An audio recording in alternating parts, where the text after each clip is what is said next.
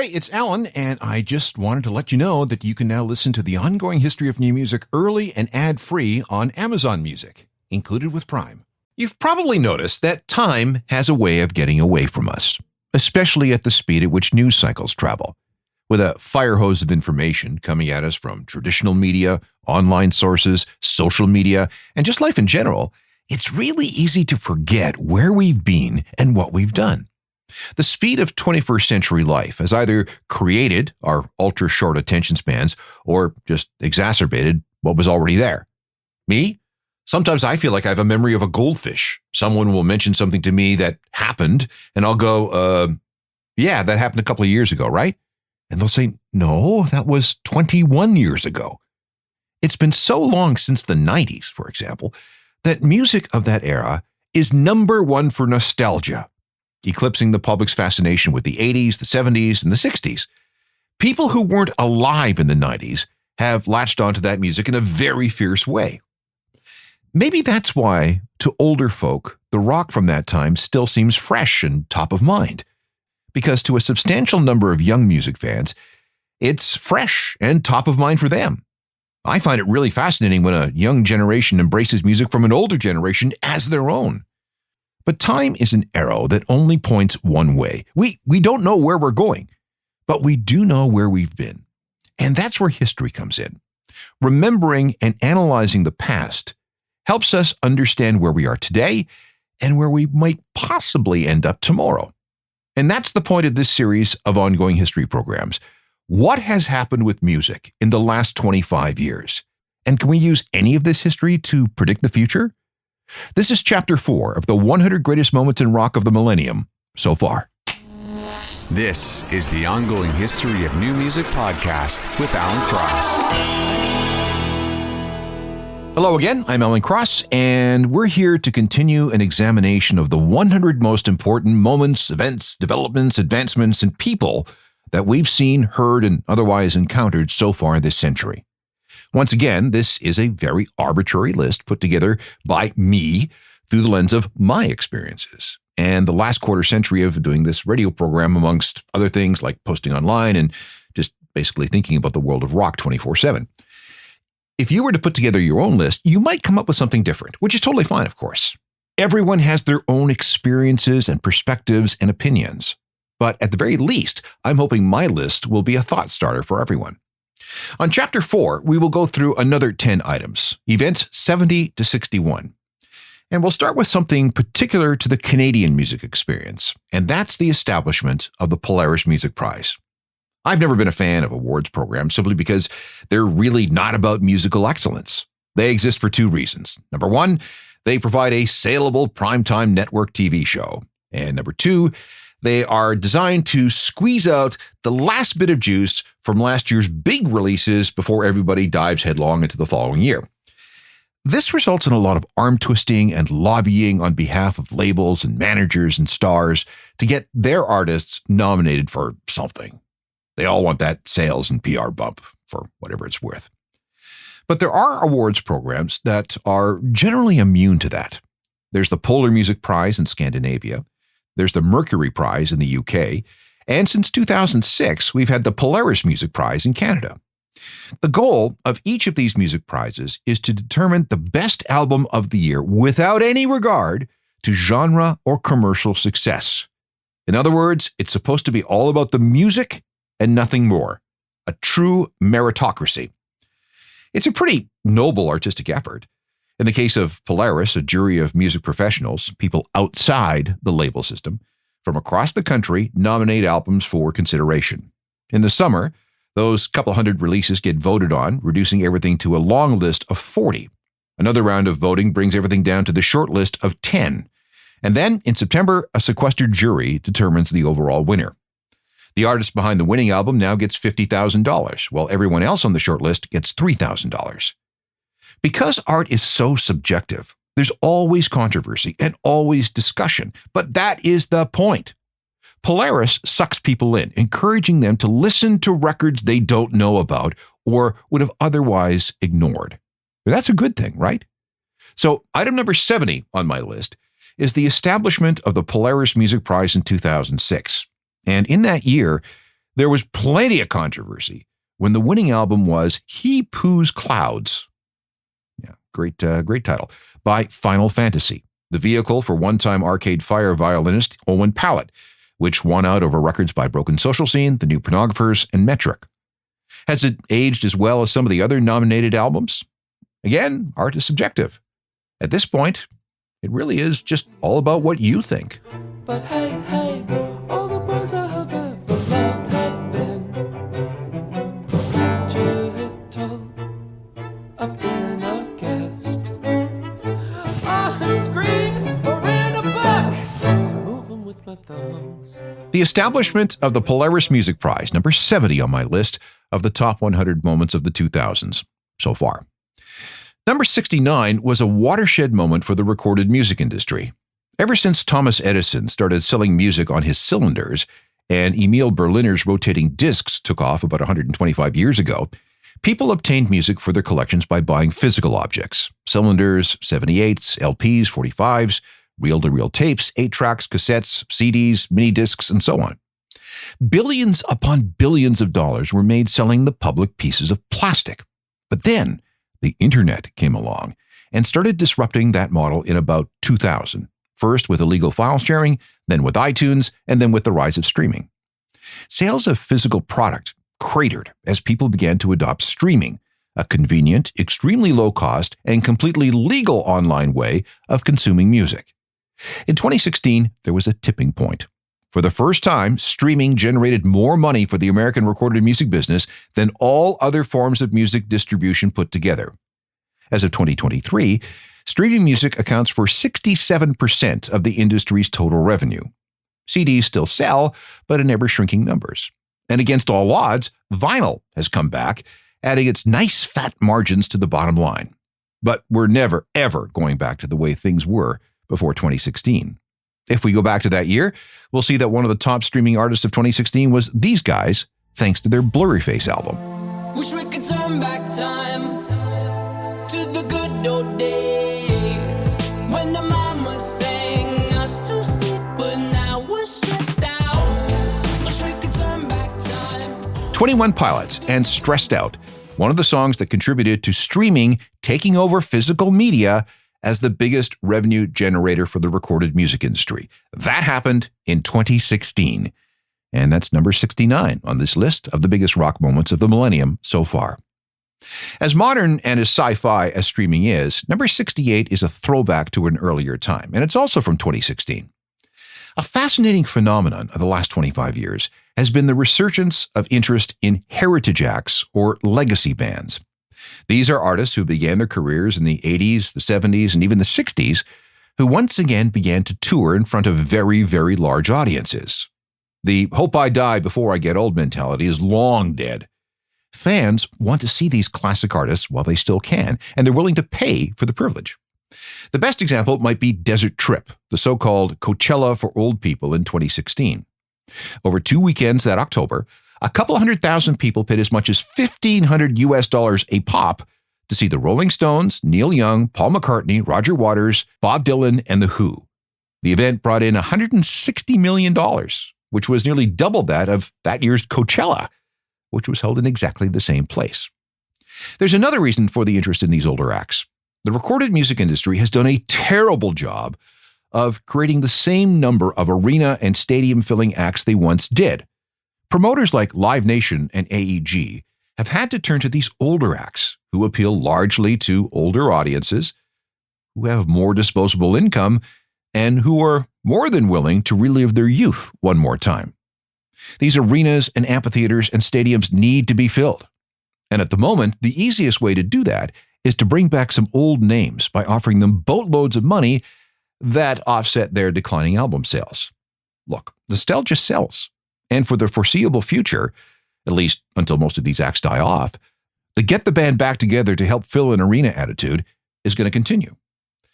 Even this band succumbed to the offers. Although their reunion lasted all of 36 days before it fell apart.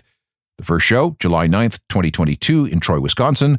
Last show, August 14th, 2022 at Madison Square Garden. It might have gone on longer and might have been much bigger had singer Zach De La Rocha not torn his Achilles on stage. Since the prehistoric ages and the days of ancient Greece, right down to the Middle Ages, planet Earth kept going through changes, and then the Renaissance came. The times continue to change. Nothing stayed the same, but there were always renegades. The concert nostalgia boom. Item 68 on this list of the most important rock moments of the 21st century so far. It's more technology for item number 67. It used to be that we had cultural gatekeepers when it came to music. It started with record labels and then extended to radio, record stores, music magazines, and cable music video channels. They only let through what they believed to be commercially viable or worthy from some kind of artistic point of view. In other words, they filtered out all the wannabes and substandard music and kept the supply of new music to a manageable amount. In the pre-internet era, we might get 2,500 new albums per year. Today, though, the barrier to entry for anyone wanting to release music is so low that anyone can do it. Home recording equipment is cheap and powerful, and uploading your music to the streaming music platforms can be done with a push of a button. Same thing with an upload to YouTube or TikTok or Instagram or whatever. It's instant global distribution of your music. All the middlemen, labels, radio, magazines, record stores are cut out. Sounds great, right? Music promotion has become democratized. Yay! Well, in theory, this is a good thing, but this easy entry has led to a glut of music. In the old days, even the biggest record store stocked about 100,000 albums. Today, over 100,000 songs get uploaded to the streaming music platforms every single day. At the beginning of 2025, about 202 million songs, practically the entire library of humanity, are available instantly for free or something close to it. Not only is every musician competing against their peers and contemporaries, but with every artist ever. How can any new artist ever hope to be found, let alone heard? Well, back to those 202 million songs. It's estimated that about 25% of them have never been heard once. 50 plus million songs that no one has ever streamed. There's even a site called Forgotify. If you have a Spotify account, you can link to Forgotify and get a stream of songs that no one has ever played before. Bottom line is that there's too much music.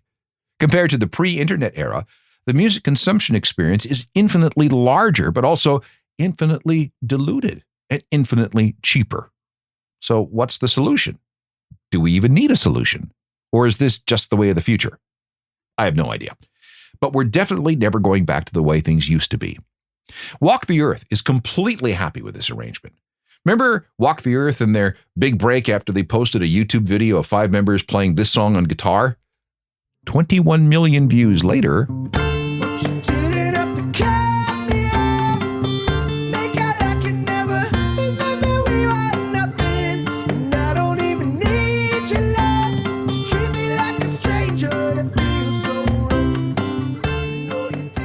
Item number 67 on our list. Online fame for every musician, or theoretically so, thanks to social media and other online outlets. Coming up, a step backwards for audio, a shift in the physical music consumption landscape, and some irrational hate. It's the 100 greatest rock moments of the millennium so far. This is chapter 4 in our look at the 100 greatest rock moments of the millennium so far. And when I say greatest, I guess I really mean most impactful. There is nothing great about the loudness wars. This is item number 66 on the list. This regrettable trend began decades ago, but reached its peak in the early 2000s. And the loudness wars refers to mastering songs with tons of compression, making them sound louder than they actually are. The thinking is that this technique helps songs pop more out of radios and speakers. A technological race broke out in the digital era to master songs as loud as possible. What it actually does is it squishes all the dynamic range out of the original recording. The quiet parts are boosted so they're as loud as the loudest parts. The illusion to our ears is more volume. But what we actually end up hearing is distortion, a lack of clarity, and a tremendous loss of detail in the music. Mastering things loud also results in listener fatigue. Our brains and ears can only take being pummeled like this for so long. Fortunately, there has been a lot of pushback against the loudness wars. There are organizations like Dynamic Range Day trying to push all this back. Streaming platforms, including Apple Music, Spotify, and YouTube, do something called normalizing playback levels. And this has destroyed the incentive to master songs loudly. The loudness wars have settled down in recent years, but we're still stuck with audio atrocities like the CD editions of Californication by the Red Hot Chili Peppers, the first Audio Slave album, a lot of the Foo Fighters catalog, and American Idiot by Green Day. But to my ears, nothing really is quite as bad as a couple of Metallica albums, including the 2003 record, Saint Anger.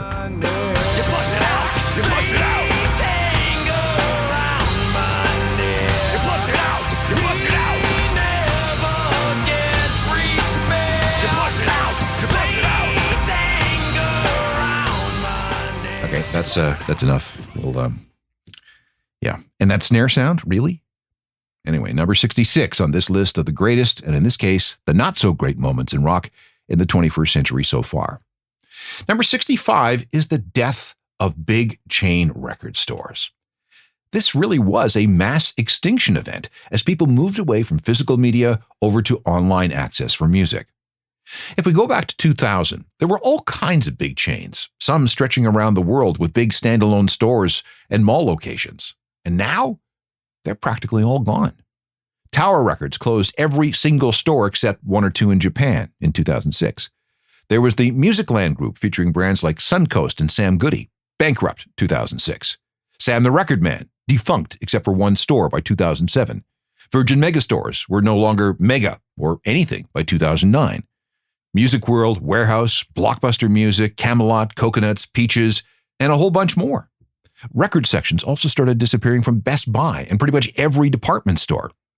The only real bright spot was the resurrection of HMV by Canadian entrepreneur Doug Putnam, in addition to his Sunrise Records chain, which he also bought.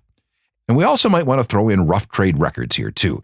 They have 2 locations in London, one in Bristol, another in Nottingham, one in Liverpool, and a couple of New York locations. So that's, 7. But for the most part, physical record retailing belongs to independent stores. Unfortunately, a lot of them seem to be hanging in there. I'm in love with the girl from the record shop. I've been in every day buying so much vinyl. Don't even know my own turntable. Something in this world makes me so unstable. Oh yeah, I'm in love. The mass extinction of the chain record store, number 65 on our list. As for number 64, I'm going to go with what I think was the inexplicable and irrational amount of hate and ridicule directed towards Nickelback. This started in the early 2000s, probably after comedian Colin Quinn appeared on a Comedy Central program and dropped a Nickelback insult. That appearance turned into a promo for the channel, which ran for months and months and months. And the Nickelback hate took off. This was aided by the fact that Nickelback songs, especially How You Remind Me, Someday, and Photograph, were huge, huge hits. Nickelback was ubiquitous. They were everywhere. And that ubiquity fed into the attitude of those with a predilection for Nickelback hate. With the rise of social media, this became a meme. And even as Nickelback was selling millions of albums, being played on American radio more than the Beatles, and selling hundreds of thousands of concert tickets, they were being destroyed by certain elements within popular culture. They became a punchline, an insult, shorthand for bad music and the dumb fans who liked them. If you stand back and look at the situation, this level of abuse was completely unwarranted. Nickelback was a solid mainstream rock band with millions of fans around the world. But once this got ingrained in North American culture, it was really tough to turn off. It took the better part of a decade for things to settle down. The band finally addressed things head-on in their 2023 documentary, Hate to Love. And if you see that doc, you can get it on Netflix, you'll hear me decrying the situation. Here's a mantra that I wish everyone would adopt. Respect all music, listen to what you want. I'm gonna trade this life for fortune and fame. I'd even cut my hair and change my name. Cause we all just wanna be big rock stars and live in hilltop houses driving 15 cars. The girls come easy and the drugs come cheap. Well, I'll stay skinny 'cause we just won't eat. The insane everyone hates Nickelback meme, number 64 on my list of the 100 greatest rock moments of the millennium so far. Moving to number 63 on this list is the music world's attempts to become more eco-friendly. And this is a really important thing. The music industry is a major polluter and a major devourer of energy. The number of pollutants created by a single tour is incredible. Records and CDs are made of non-biodegradable plastic. And believe it or not, it takes more energy to stream an album than it does to manufacture a CD or an LP. Streaming has its own carbon footprint. Fortunately, the music industry is slowly becoming more environmentally friendly. First, we're starting to see green records, LPs made of sustainable materials. Throw them away and they'll eventually degrade and disappear back into the earth. Streaming platforms are slowly working on ways to reduce the amount of energy they consume. We're seeing more recording studios use high-efficiency gear, carbon-neutral practices, and sustainable energy sources. And because artists can now collaborate remotely on recordings, there's no need to drive or fly to a recording studio to work. Concerts and music festivals have become more sustainable. They're powered through renewable energy like solar, wind, and batteries. Organizers encourage waste reduction practices, and even something like digital tickets and keepsake wristbands are being used in place of paper tickets. That helps. Artists are selling merch made from organic materials and recycled fabrics and without harmful dyes. Meanwhile, artists continue to engage fans on environmental issues through education, community action, climate-related music and campaigns, and of course, benefit concerts. And then there's the touring industry. More tour buses and generators are being powered by biodiesel and other sustainable fuels. Some use electric vehicles. Artists use carbon offsets for the carbon they generate when they travel. They source as much as they can locally, negating the need to haul food and merch around the world with them. And they're finding ways to reduce energy use and waste when they play live, which brings me to Coldplay. They have probably done more in this area than any other major act. Concerts are powered through renewable energy, not just solar panels, but they have bikes that fans can ride to generate power. They often use kinetic floors, which harness the movement of the crowd to generate power. And they've been working with BMW to develop a brand new rechargeable and renewable battery system to power their shows. For every ticket sold, Coldplay plants a tree. They give money to environmental causes. Where possible, they travel between gigs on electric trains or buses. Official merch uses as little plastic as possible. Single-use plastics are being phased out at shows, and their staging is always evolving to be as energy efficient as possible. If you ask me, more artists should be as committed to the future of the planet as Coldplay. You can take a picture of something you see.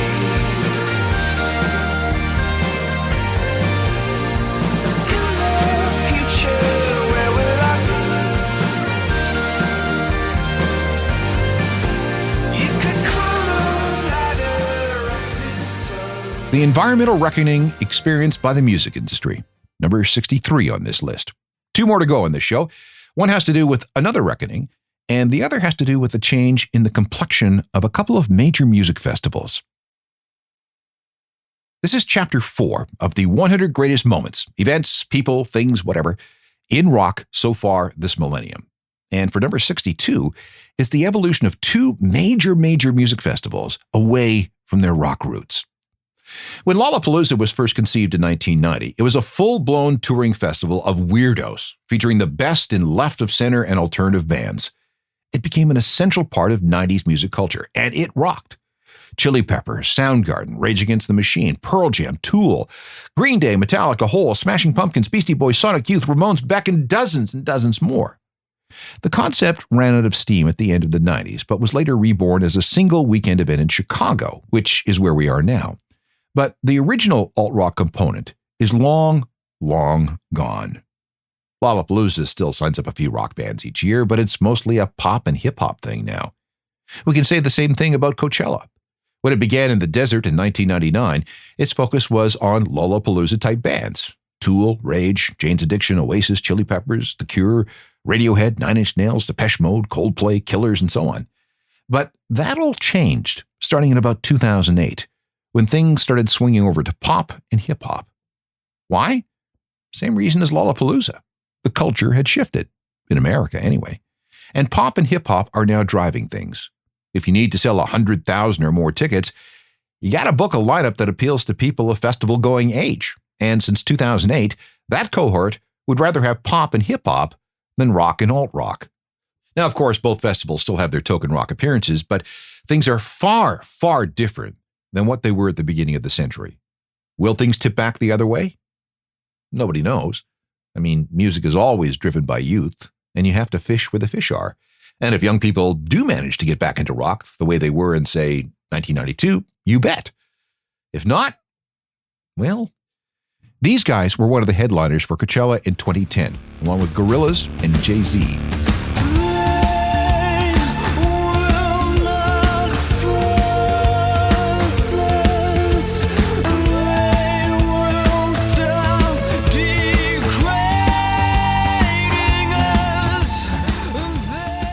Muse and Uprising, one of the songs they played during their Coachella set in 2010. And finally for this episode, item number 61. And maybe this one should rank higher. It's the slow Me Too reckoning within the music industry. For decades, predators, sexual assaulters, and other awful people got away with the craziest and most vile things when it came to the treatment of women. Stuff that goes far beyond, usual misogyny. Rarely were people properly held to account for their actions. The music business is founded, after all, on sex, drugs, and rock and roll. And the attitude was, hey, kid, what did you expect when you were let in? Civility? Respect? Listen, if you want to be included, you gotta play the game. Meanwhile, the business was populated by people living in bubbles of money, drugs, and privilege.